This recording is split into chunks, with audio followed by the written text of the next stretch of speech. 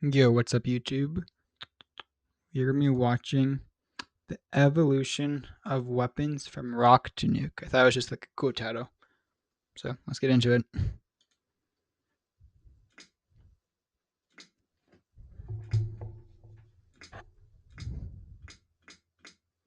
Okay, that's a cool start.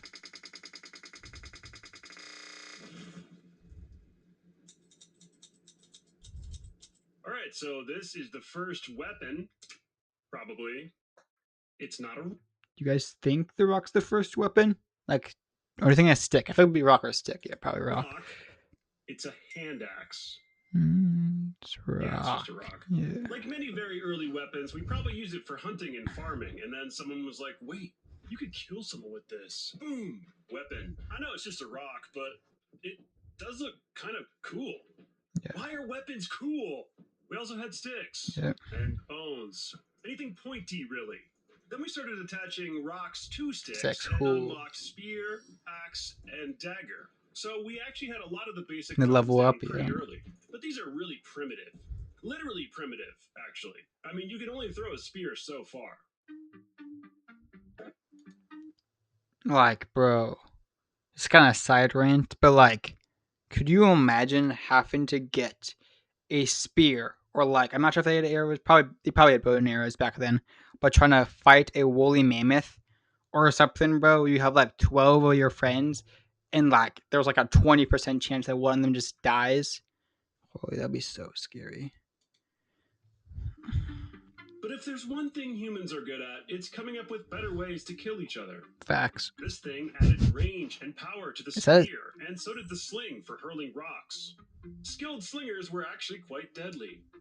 what that The blowgun. that thing actually does like damage? Like I feel like you'd like do this and then it would just like hurt. Maybe a concussion that could kill people. That's crazy.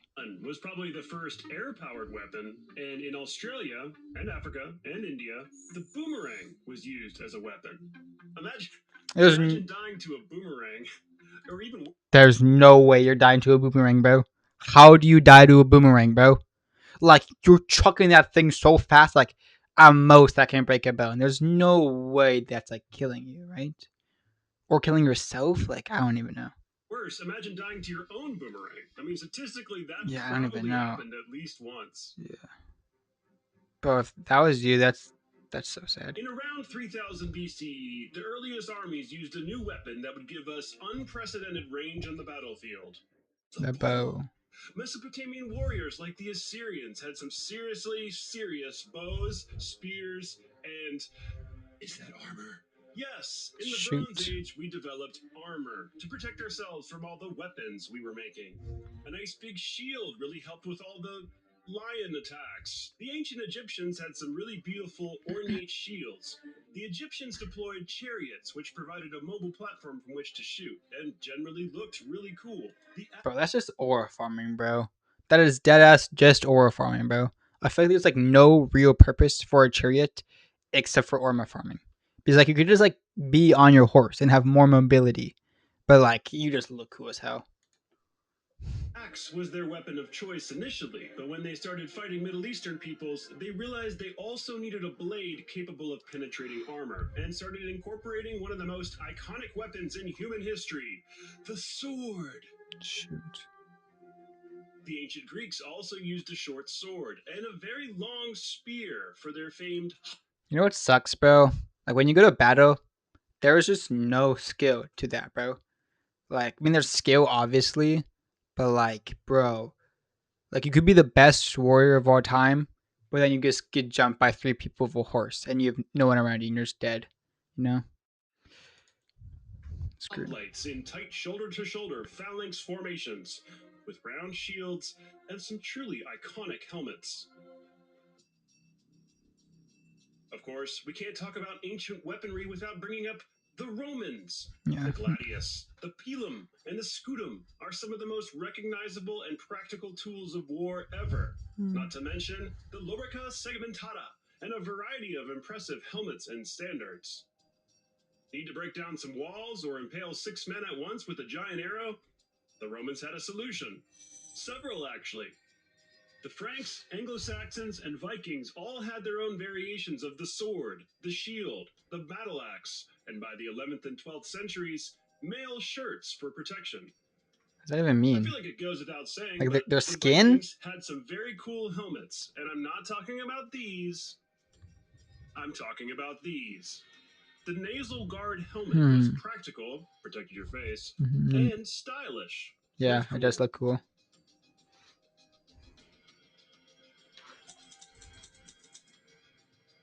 In the Middle Ages, the Japanese created one of the most iconic swords of all time, the katana, and the shorter version, the wakizashi, which was worn at the side when the katana had to be removed before entering.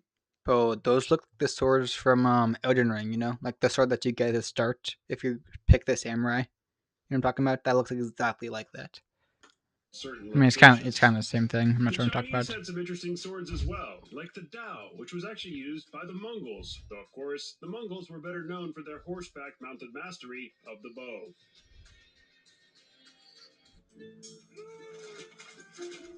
The bow played a huge role in medieval warfare. In Europe, we saw the rise of the longbow, which the English would become known for. Shooting a Hmm. longbow required years of experience and immense strength, but it revolutionized warfare because even a small group of archers could loose hundreds of arrows per minute from great distances and basically decimate armies. The crossbow was much easier to use than the longbow, so it took less training and still provided good power. It was perfect for defending castles, but it did have a longer reload time. By the late medieval period, crossbows could shoot 328 yards, or 300 meters. Why does this guy look so sly about it? The sword evolved into many familiar varieties during this time period, like the hand and a half sword. The dagger was Bro, weapons just look cooler back in the day, bro. Like some guns do look cool, but like, bro, just the swords just look cool. So much cooler back in the day, bro. popular as a quick sidearm, self defense, or maybe sneaky assassination weapon. Remember, it's always faster to switch to your, whatever. Staff weapons were very popular in this period, as the spear remained one of the most effective and easy to use weapons in hand to hand Yeah, I bet combat. that'd be really But it useful for wasn't just the horses. spear, it was also the bill, the poleaxe, the halberd, the lance, and the bardiche. We had a lot of Yes. staff. Oops, sorry. That one. What the fuck is that? Gosh, bro, and is this like? Are these actually like all spears?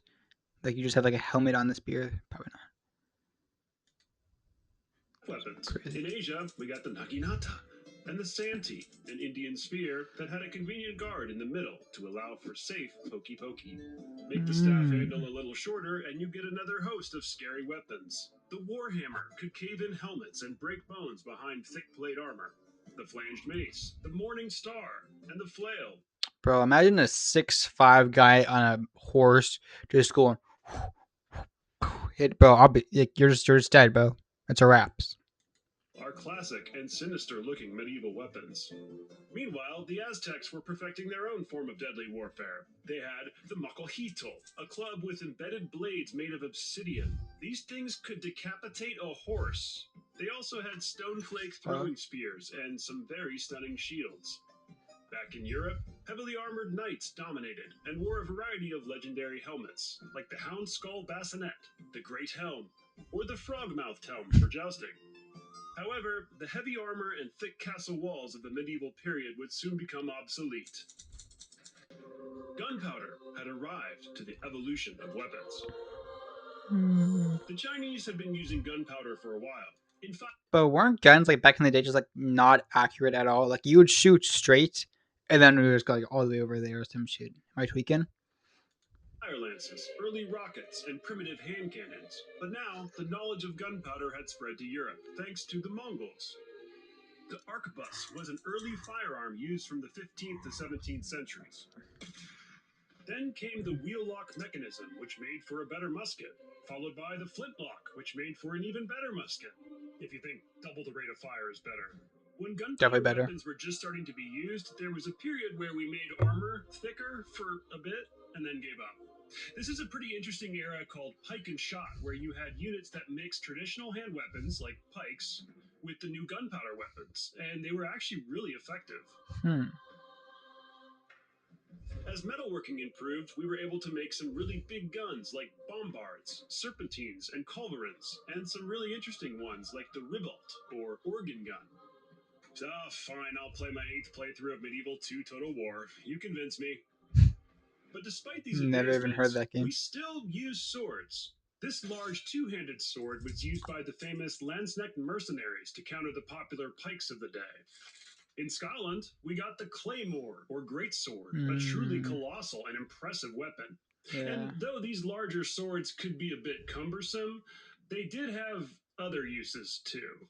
By now, we had all Hmm. kinds of swords, actually cavalry swords, basket hilted swords, hunting swords, small swords, and rapiers. We love swords. We even came up with a sword that countered the sword breaker.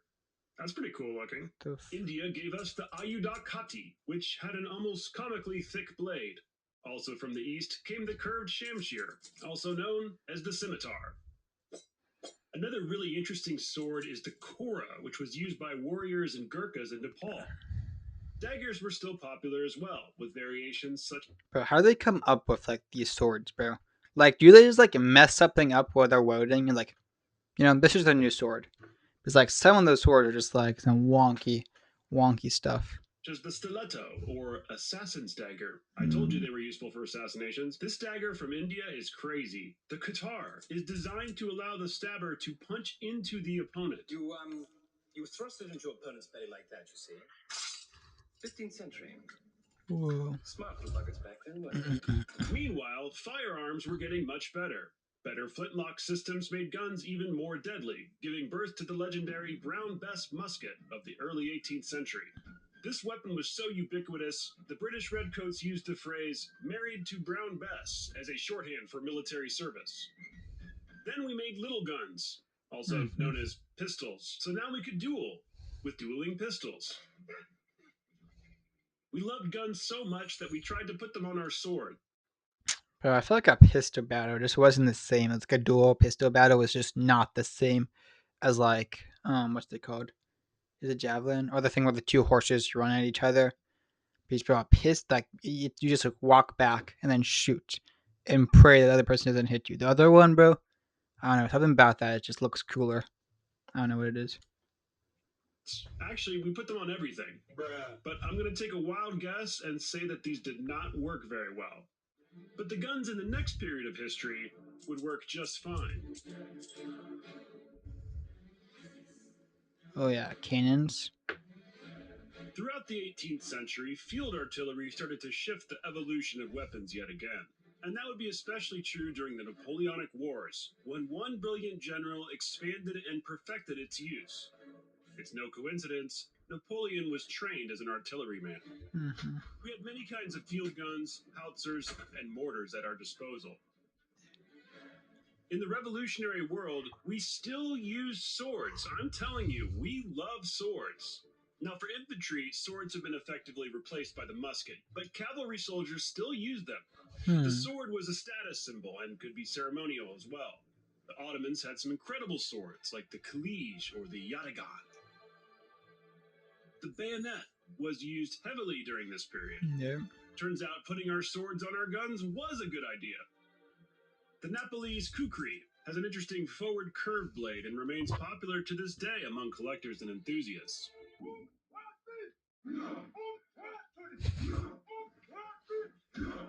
Now, interestingly, we still have some people using ancient weapons at this time, like the Zulu, who employed a short stabbing spear and actually won some battles against the British Empire. Eventually, though, modern firepower would win out. This old world versus Yeah. new world was a recurring theme as we saw Native American tribes fighting with tomahawks, clubs, and of course, the bow. Some from mounted positions, much like the steppe people from an earlier age. Meanwhile, firearms were getting even better. We developed the percussion cap and eventually the revolver. This Mm, was a big one. yeah. Being able to fire multiple shots in quick succession without reloading greatly improved effective firepower. But that was just the beginning. Rifling in the barrels of muskets gave us more range and accuracy, which we saw in the deadly American Civil War. The expanding bullet took advantage of the rifled barrels and doubled the effective range of firearms. The Enfield Mm. rifle musket was effective beyond its cited range of 820 meters. Repeaters, self loading pistols, and breech loaders improved the rate of fire even more. The Self-loading. Prussians used the Drace needle gun, a breech loading rifle, to beat the Austrians who still used muzzle loaders in Königgrätz in Mm. 1866. We even had breech loading cannons by now. With the flood of advancing technology, one of the greatest weapons of war became industrialization, the mass production of arms, and the logistics of supply and distribution. Yes, I know that's not Yeah. really a weapon. I mean, kind of is. In 1884, a new gun was created that would signal the end of another age of weaponry, Oh yeah. the Maxim machine gun. World War One, baby. With the outbreak of the Great War in 1914, new weapons were invented to break the stalemate that had developed from the testing of the new weapons. Mechanized weapons of war in the air, the sea, and the land appeared. Better machine guns, better artillery, deadly gas, grenades, and flamethrowers were all used in World War I. In the Second World War, infantry soldiers played a reduced role as new machines roared to the front lines. By this point, we had developed a ridiculous variety of guns. Self loading pistols became popular, along with shotguns and an array of rifles, manually loaded like the Mauser Kar 98, or self loading like the M1 Garand. What is The Sturmgewehr 44 was a German rifle that had a yeah? What does self reloading like rifle mean? Like you shoot it and then it reloads for you, so you don't have to like put you, no matter what you'd have to like do like put the stuff in, right? Or tweaking. I don't know. Maybe it's just easier to like reload it or something. 30-round detachable magazine and led the way for the automatic weaponry of the future. We had Yeah. sniper rifles, light machine guns, and submachine guns, like the Thompson, which I discovered was known as the Chicago typewriter. Of course, we also wanted to blow things up, and for that, we had rocket launchers like the M1A1 bazooka. We had to come up with some better helmets to protect ourselves from all the better guns, and in World War I, it led to designs such as the classic British Brodie helmet. The Germans still used their spiked pickelhaube helmets in the Great War. This was a design going back to the 19th century. But in 1916, they moved to the Stahlhelm. In World War II, the Americans used this helmet, which they called the M1. Creative. And guess what? We still used swords. Well, at this point, they What? were almost all ceremonial, unless you Oh. count the bayonet as a sword, Yeah. because Yeah. we still use those. At the close of World War II, all the weapons of the past were dwarfed by the destructive power of the nuclear bomb. Yeah. And Definitely. that brings us to an end of this video on the evolution of weapons from rock to nuke. W Oh, I video. forgot to mention the pistol shield. It was a pistol in a What shield. the? Bro, why don't we have that, bro? That's smart. So smart. All right. W video.